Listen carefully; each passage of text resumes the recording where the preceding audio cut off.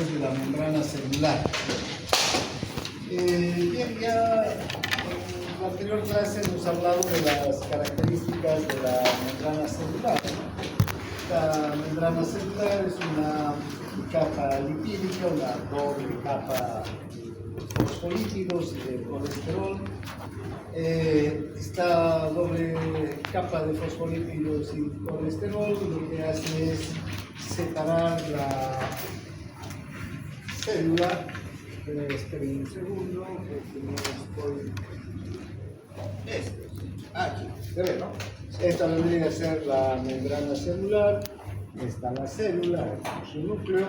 Entonces, lo que hace la membrana celular es separar la célula, el líquido intracelular, del medio interno, del líquido extracelular.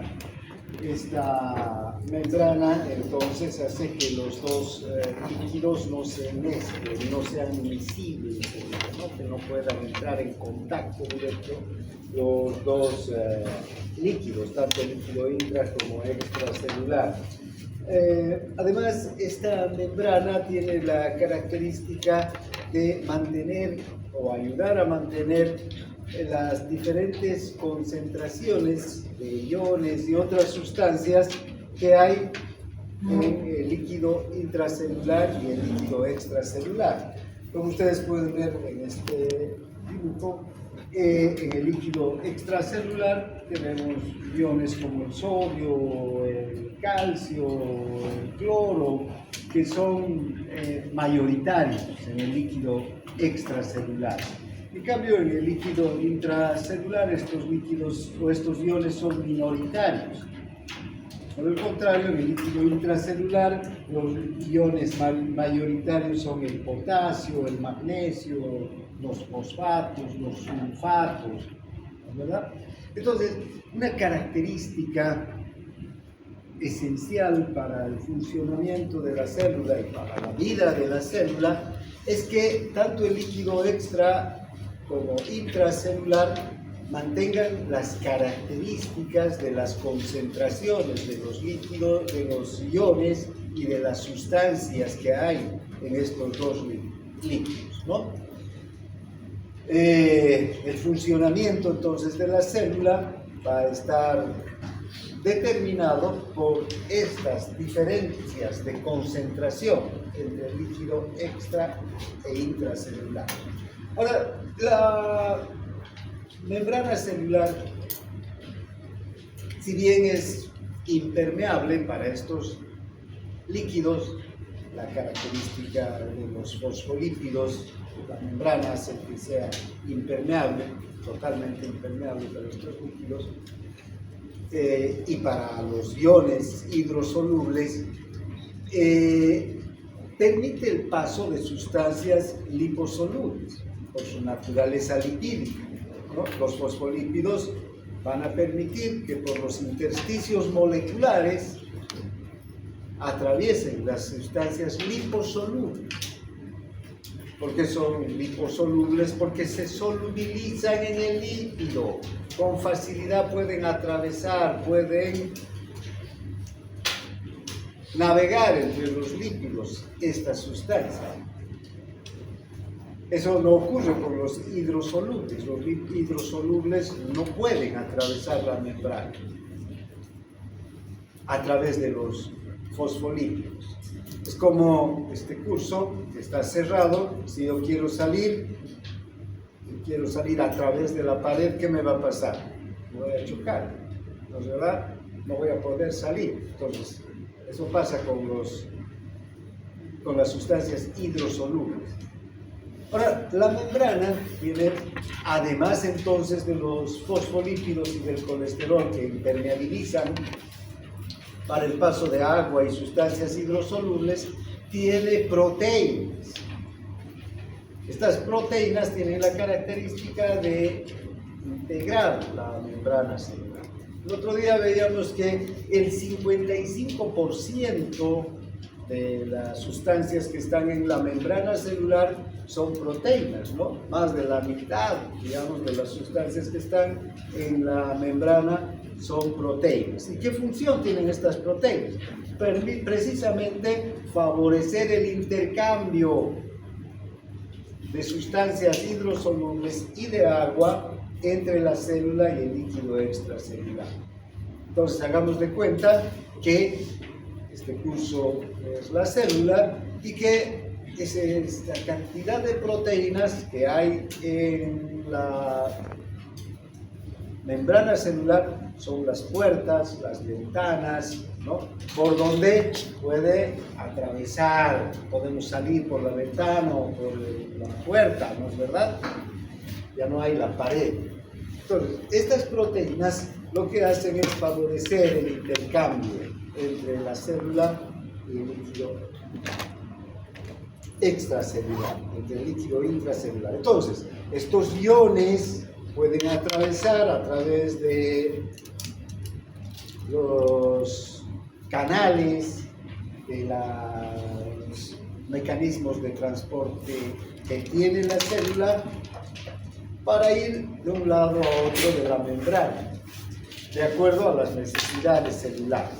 Bien, entonces, hoy día nos vamos a dedicar a estudiar estos mecanismos que tiene la membrana celular para permitir el paso de agua y de iones a través de ella, de tal suerte que la célula tenga todas las sustancias, todos los iones, todos los nutrientes que necesita, y además la célula pueda desechar todas las sustancias que no necesita o los iones que están por demás dentro de la célula y que tienen que volver al líquido extracelular o que tienen que volver a entrar del líquido extracelular al intracelular. Las características de la membrana, entonces, podemos ver aquí la bicapa lipídica, las dos cabezas de fosfolípidos que son, digamos, son afines al líquido, están en contacto por un lado con el líquido extracelular y por el otro lado con el líquido intracelular, por el citoplasma. Están las cabezas que están en contacto con el agua. Aquí no quiero escribir, pero aquí está el agua, ¿no? Esta es una cabeza, aquí está el agua de líquido intracelular, esta es otra cabeza y ahí está el agua de líquido extracelular. ¿Sí?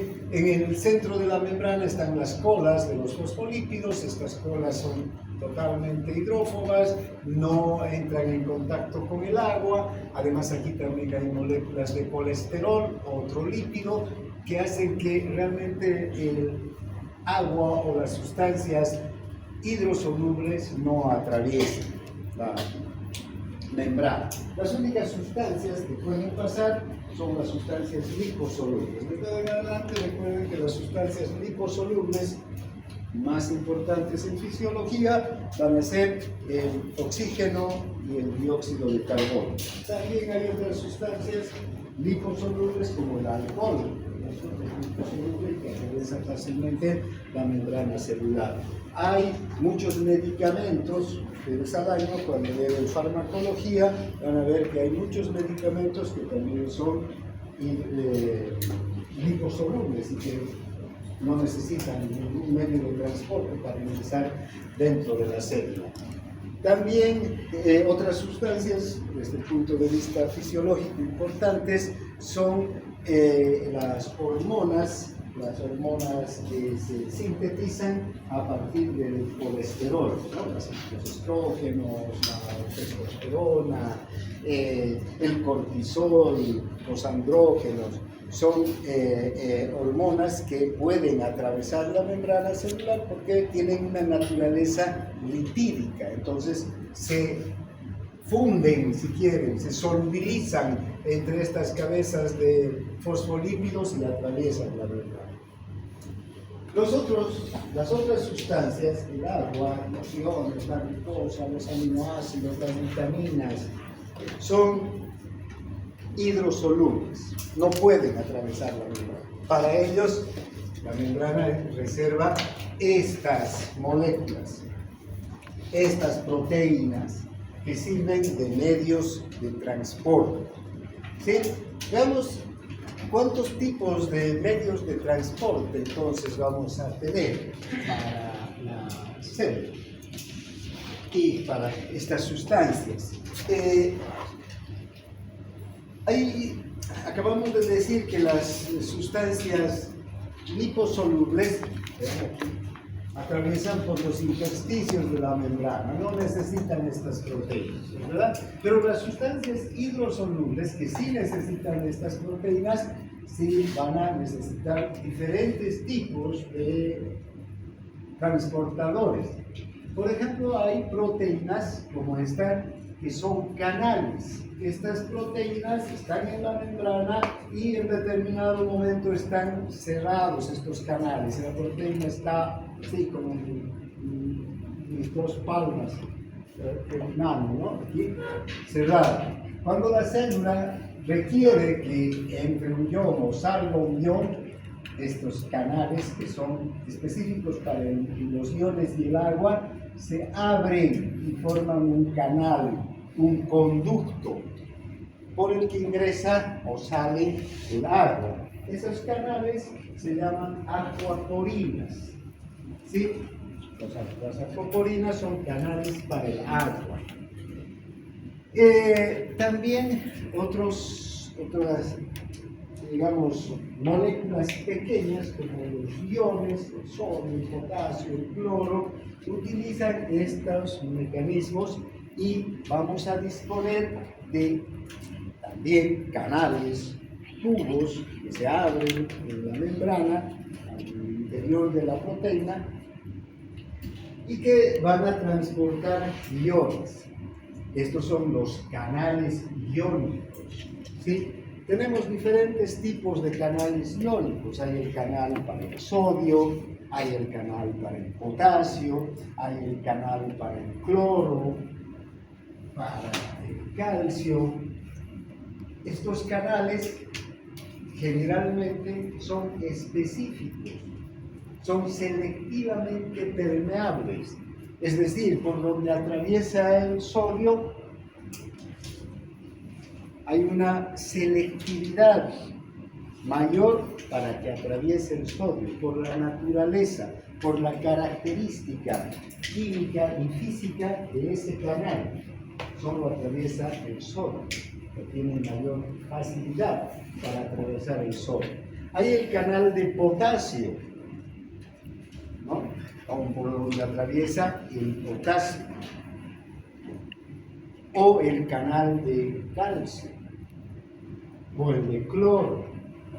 Todos estos canales los vamos a ir viendo a lo largo de la asignatura y después van a ver ustedes a lo largo de todas las próximas asignaturas también. En farmacología nomás van a ver cuántos fármacos actúan sobre los canales de calcio, actúan sobre los canales de cloro, abren los canales de cloro de la neurona para que el cloro ingrese y la neurona se deprima, por ejemplo, todos los sedantes, los anestésicos, muchos anestésicos van a utilizar estos mecanismos, bloquear o abrir canales. Lo mismo para el tratamiento de la hipertensión, de los problemas cardiocirculatorios, el canal de calcio del corazón, de los vasos, es un canal objetivo de la farmacología. Por eso es importante estudiar a estos canales y la naturaleza y las características de estos canales, ¿no? Todos tenemos canales, canales de agua, canales iónicos, canales que permiten el ingreso de iones y canales que permiten la salida de iones del interior de la célula. Luego vamos a tener proteínas transportadoras. Muchas proteínas transportan sustancias de alto peso molecular, ya no iones, sino sustancias como la glucosa o los aminoácidos, ¿no? Ya son estructuras más complejas, de mayor peso molecular. ¿Qué hacen estas proteínas transportadoras?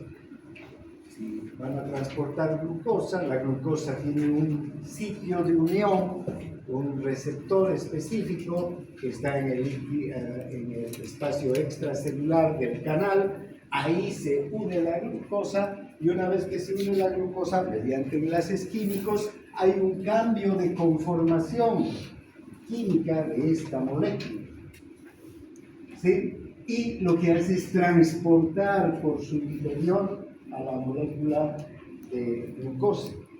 Este transporte es un tanto más lento que el de los canales. Entonces, dar una comparación. Un canal es como una puerta abierta. Por la puerta podemos salir muchos, empujándonos, no importa, salimos por la puerta. Pero estas moléculas transportadoras son como los tiradores esos que hay en el cine, en el estadio, en la feria, ¿no es verdad? Uno tiene que hacer fila y pone la entrada y gira y no entra. Entonces, facilitan el ingreso. Por eso también estas se llaman proteínas que facilitan el ingreso. Transporte facilitado a través de la molécula. Estos dos mecanismos, el de canales y el transporte facilitado, suelen estar a favor de una gradiente de concentración. Es decir, mediante estos canales y estas moléculas, las proteínas, los iones o las sustancias como la glucosa van de un lugar de mayor concentración, donde están altamente concentrados, a un lugar de menor concentración, donde hay poco. Pero además la célula tiene otras estructuras que lo que hacen es llevar sustancias de un lugar de menor concentración a otro de mayor concentración. ¿Sí? Desde un lugar donde hay pocas sustancias a un lugar donde hay mucho de esa misma sustancia. Mayor concentración. Para esto ya se requiere de una energía adicional. Ya no es simplemente la gradiente de concentración la que va a permitir el paso de una molécula de un lugar de la membrana al otro, de un lado de la membrana al otro. Aquí vamos a requerir de una proteína transportadora que utilice una energía adicional, una energía que generalmente está provista por el ATP, el adenosín-trifosfato, que sintetiza la mitocondria, la molécula de alta energía que dispone la célula. Y lo que hemos visto como para la síntesis de proteínas, ¿no? El ATP lo que hace es formar los enlaces peptídicos, por ejemplo, ¿no? O los enlaces entre el fósforo y la ribosa cuando se está formando el ARN mensajero.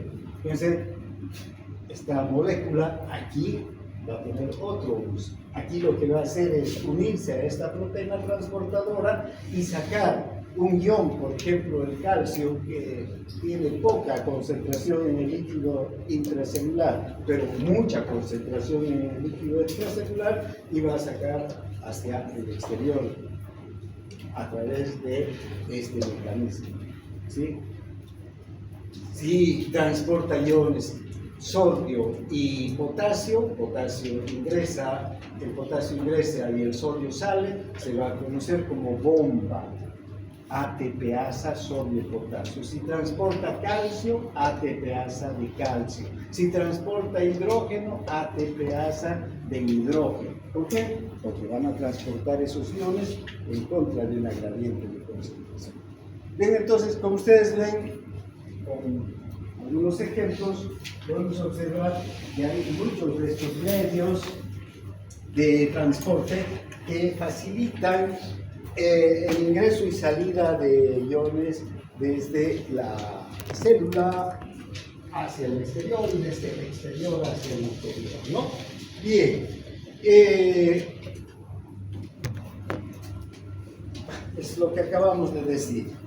Ahora vemos otro dibujo más completo, quizá. Nada más aquí través de los espacios intermoleculares, a través de un canal, otros canales que se abren y se cierran, estas son acuaporinas, canales iónicos, proteínas transportadores, mecanismos unidos a ATP, ¿no?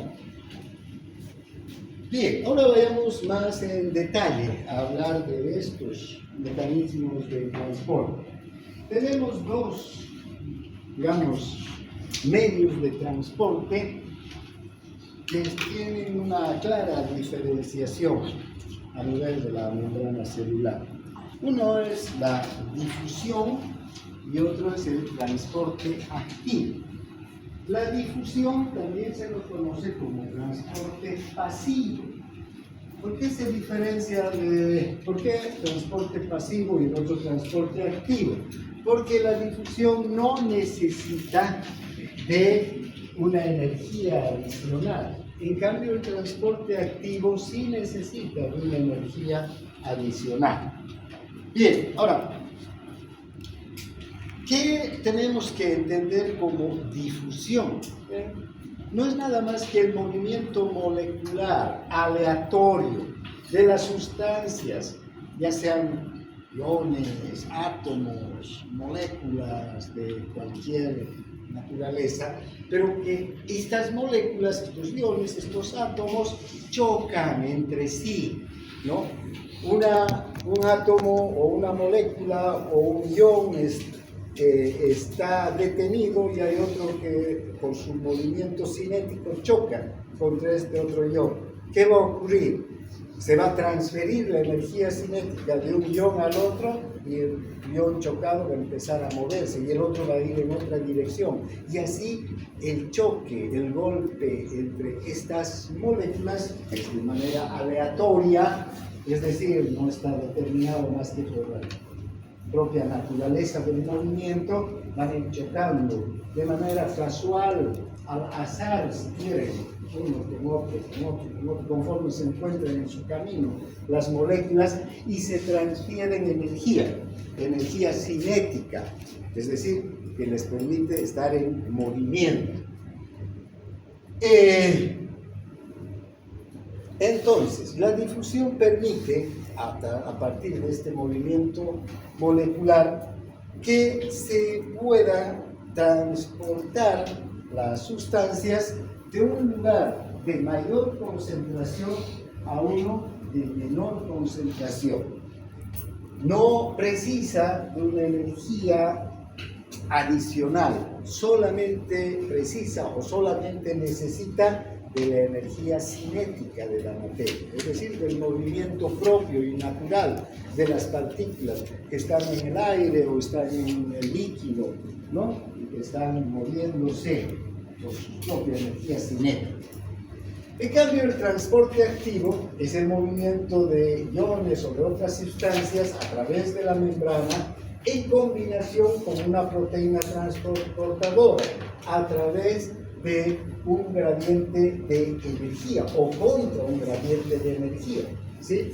Y este transporte que va de un lugar de menor concentración a uno de mayor concentración sí requiere una fuente adicional de energía.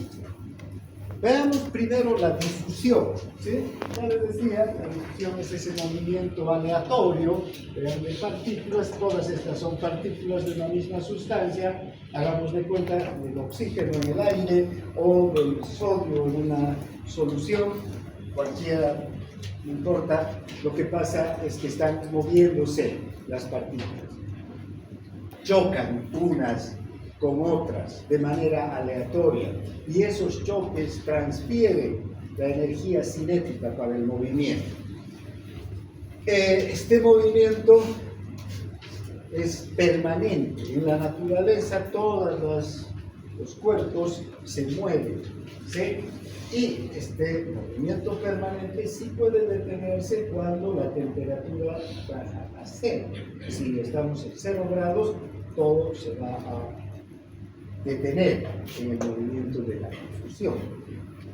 Si ven, si tenemos aquí una molécula en movimiento A se acerca una molécula estacionaria, aquí es la A y aquí está la B, y van a chocar y la una va a tener una dirección aleatoria, dependiendo del choque, cuál ha sido el ángulo del choque entre las moléculas, va a salir para este lado. Esta va a chocar aquí con otra y va a ir así, y así, y así, van a ir chocando con otras, y fíjense, un movimiento aleatorio, al azar, ¿no? Pero como no solamente hay 2 o 3 moléculas, sino hay muchas moléculas en digamos, en un gas o en una solución, entonces este movimiento es intenso y permanente, ¿no? Este movimiento puede aumentar cuanto hay más temperatura, o puede disminuir cuando disminuye la temperatura.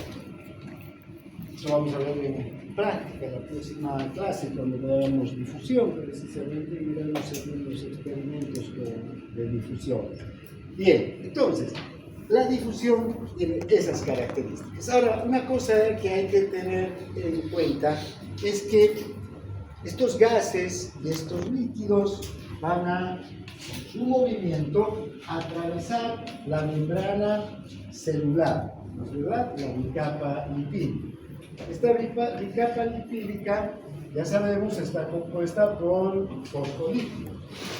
Puede haber gases como el oxígeno y el dióxido de carbono que van a estar chocando, están solubilizados en los líquidos, van a estar chocando entre sí y van a ir de un lugar de mayor concentración a uno de menor concentración. ¿Dónde está mayormente concentrado el dióxido de carbono? En las células, que es donde se produce. Entonces de la célula va a salir hacia el líquido extracelular. El oxígeno, que es el otro gas, también va a tener el mismo comportamiento. Pero ¿hacia dónde se va a dirigir el oxígeno? ¿Dónde hay mayor cantidad de oxígeno? En el líquido extracelular. Está llegando desde los pulmones hacia la sangre y luego hacia el líquido intersticial, al líquido extracelular. En cambio, en la célula hay poco oxígeno porque la célula está consumiendo el oxígeno que le llega. Entonces, la dirección del oxígeno va a ser esta, de un lugar de mayor concentración a uno de menor concentración. Estos dos gases, recuerden, van a atravesar la membrana a través de los intersticios moleculares. No van a necesitar ningún canal ni ninguna proteína transportadora. A este mecanismo se conoce como difusión simple, ¿ya? Difusión simple. No hay ninguna proteína transportadora para el oxígeno y el dióxido de carbono. Pero también la difusión simple la utiliza el agua, ¿sí? Pero el agua sí necesita de un canal.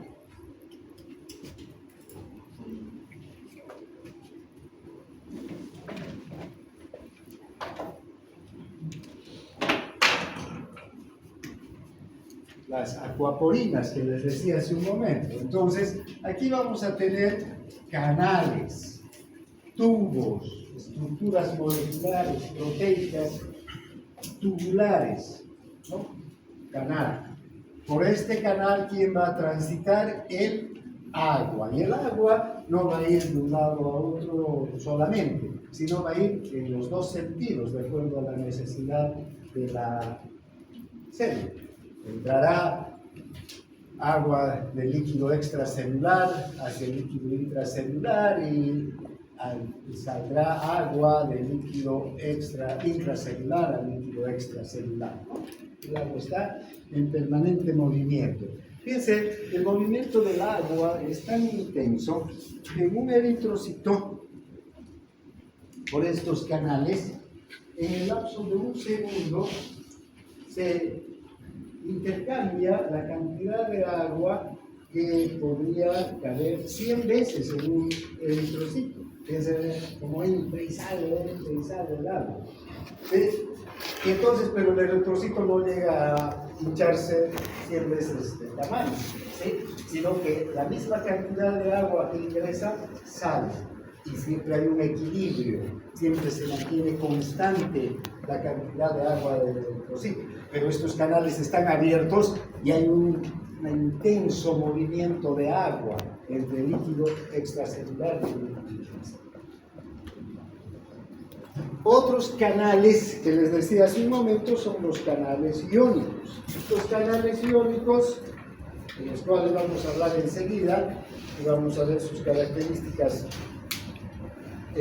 más puntuales, también son estructuras tubulares, entonces que están en la membrana y que permiten que los iones circulen de un lado a otro. Hay los canales de sodio. Si es el canal de sodio, ¿qué va a permitir? Que el sodio pase mediante este mecanismo de difusión. El sodio, que está altamente concentrado en el líquido extracelular, ¿no es verdad? Cuando se abre un canal, ¿qué va a hacer? Va a ingresar dentro de la célula. No va a salir el sodio, porque aquí dentro, ¿cuánto de sodio hay? 10 miliequivalentes litros. Y la difusión, recuerden, es el movimiento aleatorio de sustancias, de moléculas que chocan entre sí y que se dirigen de un lugar de mayor concentración a un lugar de menor concentración. Ingresan. Si el canal es de potasio, la cosa va a ser diferente. Este canal proteico de potasio, el potasio tiene 140 miliequivalentes litros dentro de la célula y afuera ¿cuántos tiene? 4 miliequivalentes litros. Entonces, ¿qué va a ocurrir? Va a ir de un lugar de mayor concentración a uno de menor concentración. ¿Sí? ¿Cuánto será la concentración de cloro en el líquido intra y extracelular?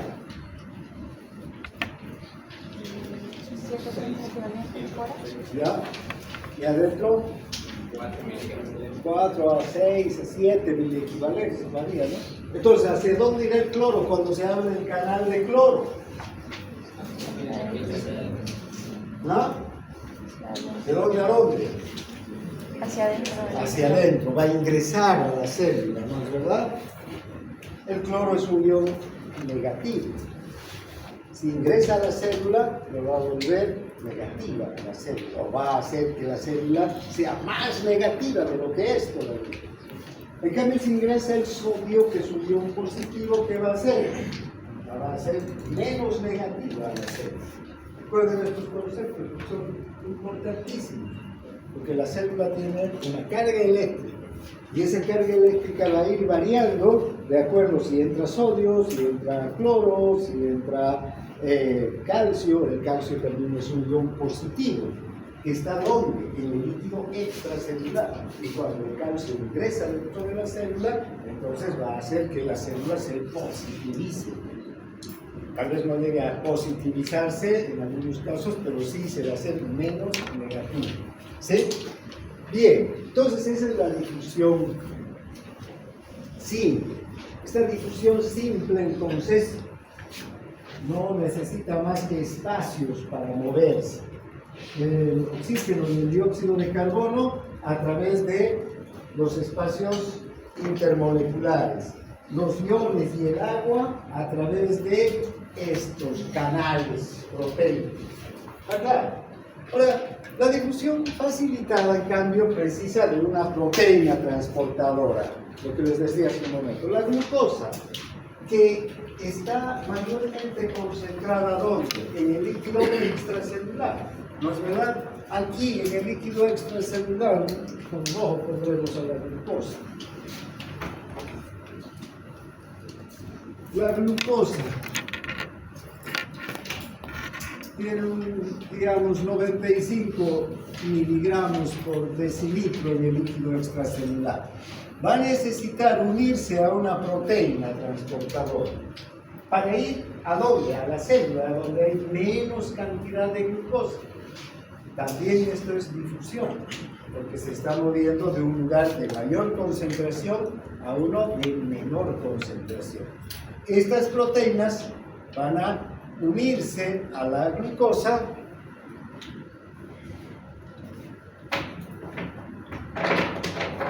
Bueno, ya no tengo marcadores, tengo que mejorar mi surtido de marcadores. Se van a unir, estas proteínas se van a unir a la glucosa, ¿sí? En sitios receptores para la glucosa. Aquí se produce un enlace químico. Este enlace químico hace que cambie de configuración esta proteína por la reacción química que se va a producir al unirse con otra sustancia química. Y entonces estas proteínas son transportadas por el interior de esta proteína. Por eso se llama difusión facilitada, porque es facilitada por una proteína transportadora. ¿Sí?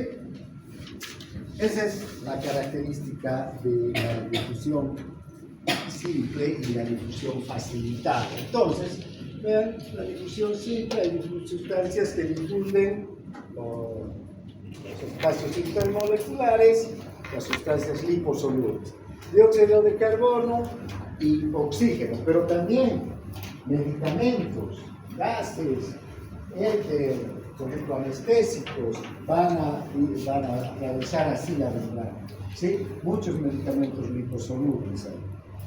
Y esa es la diferencia entre algunos medicamentos. Algunos llegan al interior de la célula y su efecto está adentro. Otros no van a entrar a la célula. Van a tener que tener el efecto ¿dónde? En la membrana celular. Y desde la membrana enviar mensajes al interior de la célula para producir su efecto.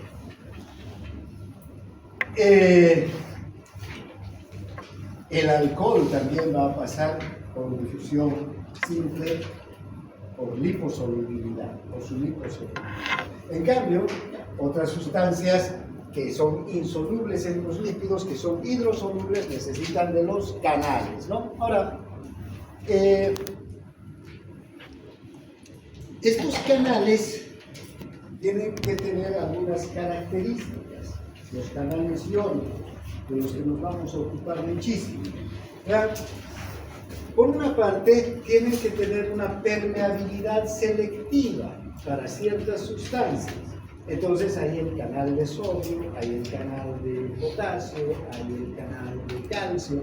Por ejemplo, el canal de sodio tiene una particularidad, ¿sí? Que los aminoácidos, es decir, si este es el canal y aquí hay aminoácidos expuestos de la proteína, esta es una proteína el canal, ¿no? Y las proteínas están formados por aminoácidos. Los aminoácidos de estos canales que sobresalen en la luz del canal por donde va a pasar el sodio tienen cargas negativas.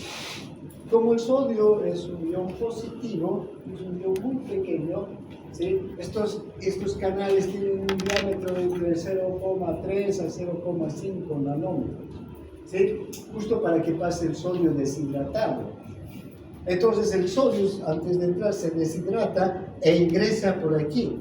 Y una cosa, en el exterior dominan las cargas positivas gracias al sodio, que es mayoritario en el líquido extracelular. En cambio, en el interior de la célula dominan las cargas negativas, por las proteínas, por los sulfatos, por los fosfatos que están en abundancia dentro de la célula.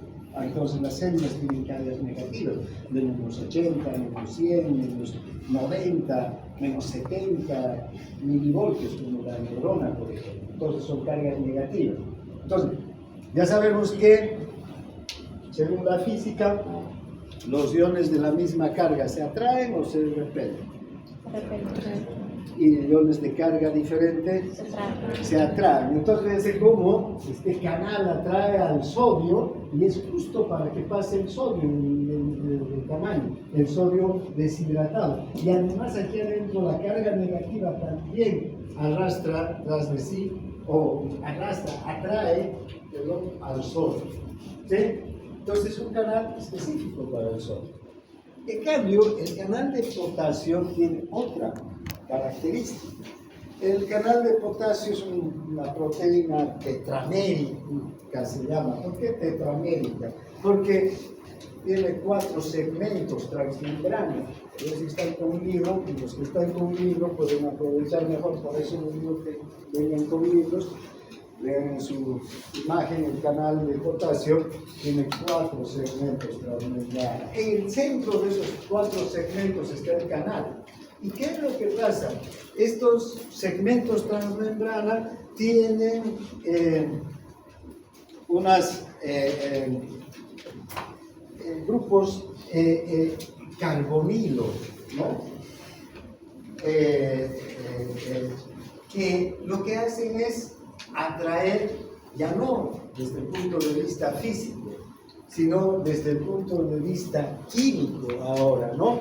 Al potasio, lo atraen al potasio, lo agarran al potasio, hacen enlaces con el potasio y lo sacan de la célula. Fíjense, entonces, cada canal tiene sus propias características químicas y físicas que hacen que tengan este tipo de selectividad. ¿Está claro? ¿Sí? Vamos a ir a ver el canal de potasio. Aquí está. Los carbonilos. ¿No? Estos son los segmentos transmembrana. Por eso es tetramérica. Tetramérica quiere decir que como esta es la membrana, la proteína lo atraviesa 4 veces. ¿Sí? En el centro está el canal de potasio. Bien, entonces, en cambio el canal de sodio, aquí lo tenemos, ¿verdad? El canal de sodio tiene estas cargas negativas, ¿no? Que va a hacer que, si el canal de sodio está cerrado, que es selectivamente permeable, la célula en este momento no necesita sodio, que entre sodio, el canal está cerrado, como la puerta cerrada. ¿Sí? Si es el horario de clases, la puerta se abre y entran, ¿no? Bien, entonces si la célula necesita sodio, el canal se abre y entonces el sodio ingresa al interior. Enseguida vamos a ver cuándo se abre y cuándo se cierra la puerta.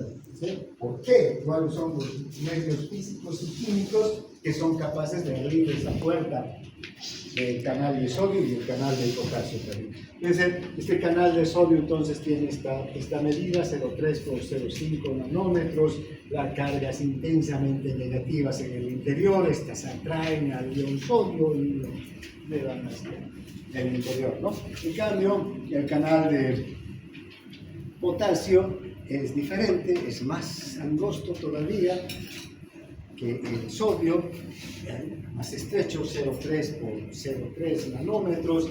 Este ya no va a utilizar la atracción, digamos, física de las cargas negativas que utiliza el canal de sodio, sino que lo que va a hacer es, va a producir enlaces químicos a través de los oxígenos del carbonilo que están en el canal de potasio. Lo vemos aquí, estos son los carbonilos, ¿sí? Y estos oxígenos del carbonilo van a crear un enlace con el potasio. ¿Para qué? Para que el potasio salga de la célula hacia el exterior, porque el potasio está cargado, que la concentración de potasio es mayor dentro de la célula, no de afuera de la célula. Entonces el potasio sale por difusión.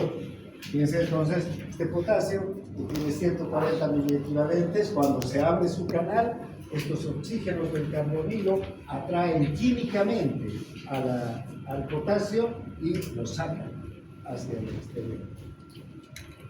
Bien. La otra característica, entonces ya sabemos, hay una permeabilidad selectiva de los canales, ¿no? Y la otra es que los canales se pueden abrir o cerrar sus compuertas, ¿sí? Por un lado, entonces, el canal es capaz de transportar un ion en particular. o 2 iones, dependiendo de su estructura. Pero, por otro lado, estos canales no están siempre abiertos o siempre cerrados, sino sus compuertas se abren o se cierran. ¿Qué determina que se abran o se cierran estas compuertas? Hay 2 medios o 2 mecanismos que van a abrir y cerrar las compuertas, las puertas del canal. Uno es el voltaje, la carga eléctrica de la célula. Cuando cambia el voltaje dentro de la célula, es capaz de abrir un canal o cerrar un canal. Por ejemplo, cuando la carga eléctrica de la célula, ¿sí?, que es muy negativa, les decía hace un momento, ¿no es verdad? Esta carga eléctrica empieza a aumentar, a hacerse menos negativa, se abre el canal de sodio. Es un canal que se abre por voltaje. Si esta carga eléctrica se vuelve francamente positiva, porque entra mucho ion sodio dentro de la célula, fíjense, como se abre el canal, al aumentar la carga eléctrica, aquí va a ocurrir un mecanismo de círculo vicioso de retroalimentación positiva. Cuanto más sodio ingrese, más canales se van a abrir. Cuanto más sodio, más canales todavía se van a abrir y va a entrar más y más sodio a la célula. Todos los canales de sodio van a estar abiertos y el sodio va a ingresar en gran cantidad dentro de la célula.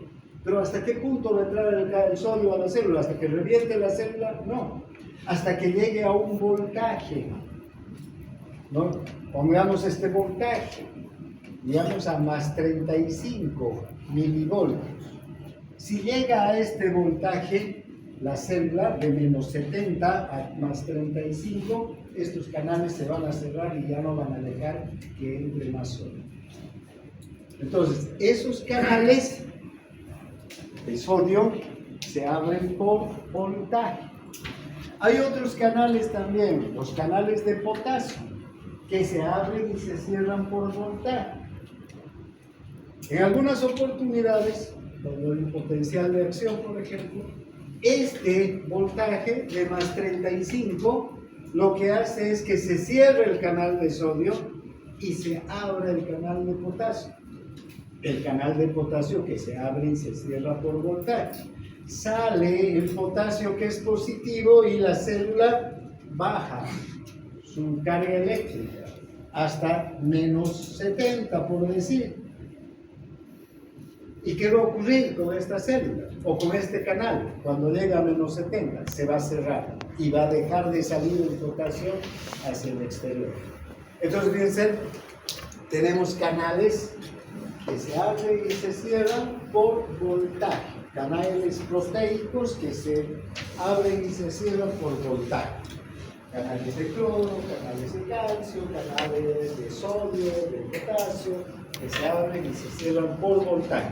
Es el voltaje de la célula el que determina que se abren o que se cierran estos canales. ¿Está claro? Pero tenemos otros canales, también de sodio, también de potasio, también de cloro, que se abren o se cierran por ligando. ¿Qué es el ligando? El ligando es una sustancia química que se une al canal y cuando se une al canal es como una llave que abre la chapa y se abre la puerta, ¿no es verdad? Esa sustancia